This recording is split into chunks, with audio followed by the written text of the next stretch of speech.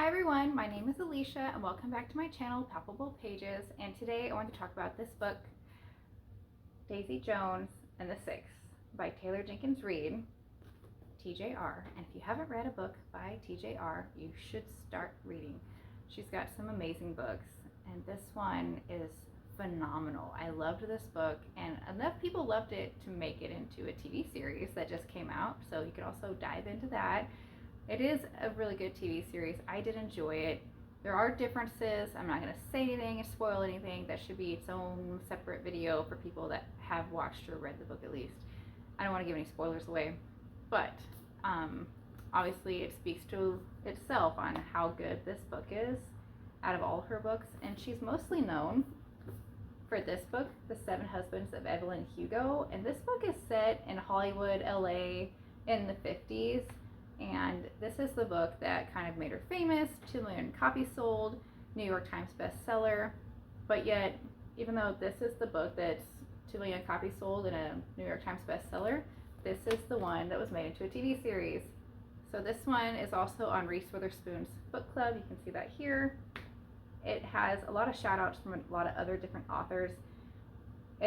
I just wanted to see what the hype is all about. I've had multiple people at work recommend this book to me. I've seen it sitting in the break room at work, like other people reading it, and I had to try it. I wanted to pick it up and see what the fuss was all about, and this is the first TJR book I've ever read, and I'm really interested in diving into like the rest of her collection of novels, and especially finding out that this book that I just read, Malibu Rising, is set in the 80s in Malibu, obviously, and her newest book that just came out, Carrie Soto Is Back, has some characters that are also in this book, Malibu Rising. So the characters are kind of intertwined within the same universe.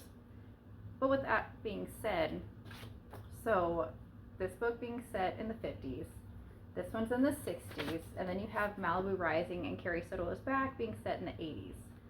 So I feel like that is, amazing for an author to be able to put yourself in the mindset of people from all these different generations of time and have it be true, because I've read the 80s and her 60s era and they're both amazing. I can, even if you didn't tell me what era this book was in, between the dialect and the lingo of characters and the way they dress and the style of songs and the description of like where they are, like everything, the feels, the vibe also would just give it away that this is set in the LA Strip in the 60s. She does a phenomenal job giving away this energy from this time period and making you feel like you're really there, from like being told this story from somebody that's from that place and time. So her being from LA, she's probably heard of a lot of stories from, I don't know if her family or if she's from or grown up in LA or if she just lives there now, but she probably has heard a lot of things about, different things that went on in that time period and fires and whatnot, and just what it's like to be a California person and what it was like in different stages of time in that place and in Hollywood and LA. And I'm sure you get a lot of stories from that area, so it's probably a great place for authors to go to get writing ideas and book ideas. But that still doesn't take away from the talent that she has to be able to have to portray these characters in all these different periods of time. That is amazing and phenomenal for her to be able to do that. But this book, Daisy Jones and the Six, I wanted to see what the hype was all about. I had to dive in and read and see, and I had wanted to do so before I watched the TV series, and the TV series just came out recently, and I made sure I read the book before I watched it, and I'm so glad that I did. They're both true to the main storyline, I'll say that, but there are differences. So this book starts off with an interview style. Let me see. This is a good page. I don't know if you can see that it's like set up. It's literally just dialogue between the characters. There's no narrator. There's nobody saying so and so in the background did this, this, and this is what they were thinking. It's just the dialogue between the characters and them talking to the interviewer. And so at first, I didn't even give it any thought that maybe they were just talking to some random person from the Times. And I didn't realize that it would be such a big plot twist later on to find out who the person is that's interviewing them. So tune in, try to see if you could pick up on details and figure out who it is, because I could not and did not see that coming, and it was really clever. And I think that's probably one of the most fascinating details of the book. That's really neat. And two, just the fact that it's set up in an interview style like that. Some people may not like that, but I loved it. I love documentaries. I have Discovery Plus, and I watch random documentaries all the time. I watch Shark Week every year. I also just finished watching, I believe, MH370, the documentary about the plane that just disappeared. I just finished watching that one. So I do like the documentary interview style of the book. I think that is very clever and creative of her to think outside the box and to write something that I've never seen before in that format.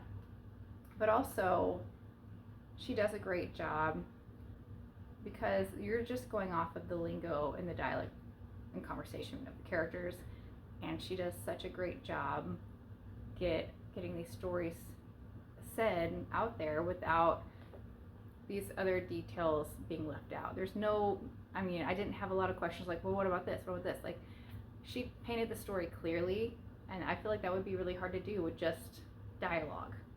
So, I was very impressed. And back to the story, I feel like she does a wonderful job talking about, or writing and really describing the relationship between these characters, because there are a lot of characters. There is Daisy Jones, and then there's the whole group, the six band members, and there's other band members that have left the group, came into the group. There's producers and their manager, all the other people in between, friends, family members. So there's a lot of people to keep up with, keep track of, and she paints a very good storyline for each character and dives into the personality of each one. And I feel like you get to see each character full circle. I love that part, because the characters are being interviewed in their 60s or 70s, and they're talking about a time period from 40 years before, and when they're in their 20s and so on. And so you get to see the characters from, like, Daisy Jones, from the time she was very young and her first time ever trying drugs, to now, in the book now setting, where she's an older woman and already lived her entire life and telling you how she feels about everything in hindsight. So you get full circle details. You get to see how each character, how their storyline ends. And I love that I get closure on all the characters. You don't always get that. Sometimes there's a lot of things that are kind of left open. For the most part, she does a good job painting a full picture and the full storyline of each person, and I like that. You don't get that very often. But to start, Daisy Jones, she's like the it girl in the LA Strip in this time period of the 60s. And she's more like the Paris Hilton of this time period, where she's famous for being famous. And she was born into, she's a single child. She has rich parents who aren't around very much. She's neglected. So she's very extroverted and trying to build relationships outside of the home, obviously, or she wouldn't have friendships or other relationships in her life, period, if she didn't. So she's a socialite, and she likes, being on the scene and, making friends, getting out there, and she loves writing song lyrics, and she loves rock and roll. So she's just starting out. And at the same time that she's just starting out, you have the group, the Six, who is not known as the Six. They were known as the Dunn brothers. It's Billy and Graham Dunn, who are the Dunn brothers, and their friends, who would be Eddie and Pete Loving, also brothers. And then you have Warren and Chuck, who are just their friends when they're really young, and that's the Six. And then something happens, one of the characters leave, and then you get another character, Karen. And Karen, who comes in later on, she's like one of my favorite group members. I love her. She's not like this big feminist person, but she's true to who she is. And you have to think about this time period, what it's like for women to go out into the workforce and to have a voice and to be able to just participate in any, decision making in the household, in the workforce, and anything else in between. So Karen, I feel like she does a fantastic job just getting herself in the spotlight as a person in rock and roll and being seen for who she is and not for what women would normally try to put out there using their feminine qualities to get known for things. So, if you know what I mean, she doesn't rely on just those outer appearance things to get her name out there. She is true to her personality traits. She's true to being Karen, and I like that about her. She's not afraid to be who she is. She's a strong personality, and she stays true to herself even throughout her entire storyline. I like that.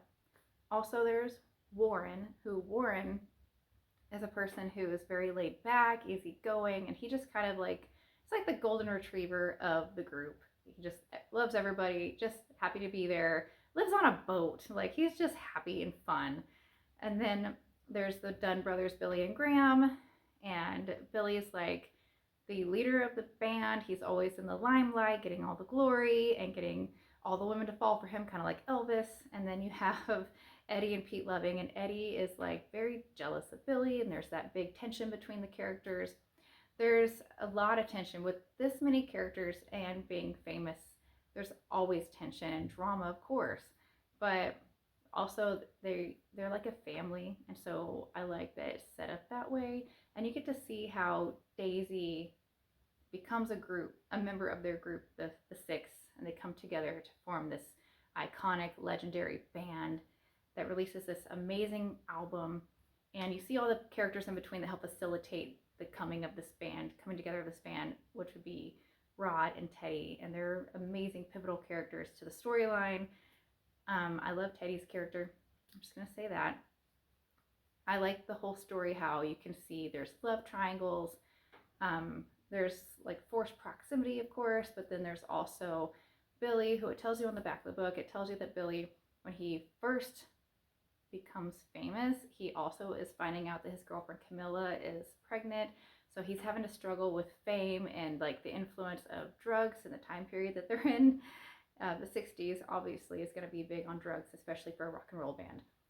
But he's touring while he just found out that he's going to be a father, so he has pressure on him to perform, pressure to be, on tour for the very first time. He has all these influences around, and he's also feeling the pressure of becoming a new father. So he kind of goes off the deep end at the same time that Daisy Jones is just starting to come into herself, but also dealing with drugs. So there's a big, heavy part of that influence being in the book. But also you can see how the band kind of dissolves. Like, no band is going to last till everyone's on their deathbed. So you don't know, like, if it's because they just got old and just decided to go their own ways, that they still play together while they're old, or they have this massive fight and break up. Like, you get to see how it's different for this band, and this story like plays out, and how each character like goes on with their storylines, and you get to see them when they're older and how it ended for each character. And I love that. I like that you get closure. I like the interview person interviewing them. It's such a big shock that I didn't even see coming or think that would even be a thing.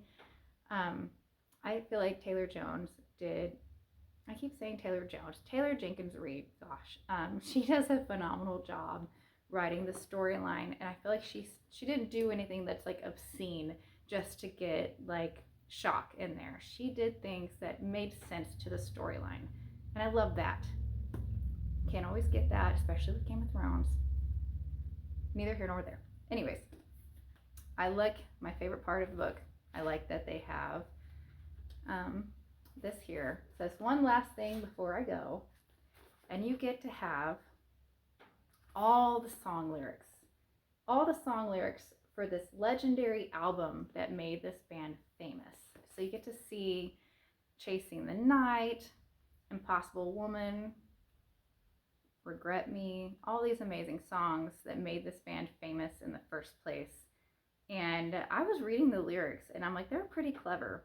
So you have to think about, if this was just made for TV, like just an HBO series, you would have somebody different to like be in charge of the writing, and someone to create the costumes, and someone to work on, like probably a psychologist or someone on set trying to work on the dialogue between the characters and the relationships.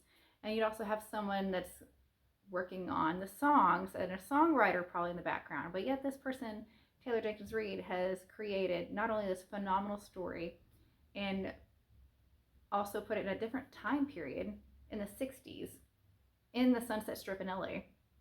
But also, she has created an entire album from thin air and as a songwriter. I'm like, so I don't know. That's just phenomenal. That's incredibly talented.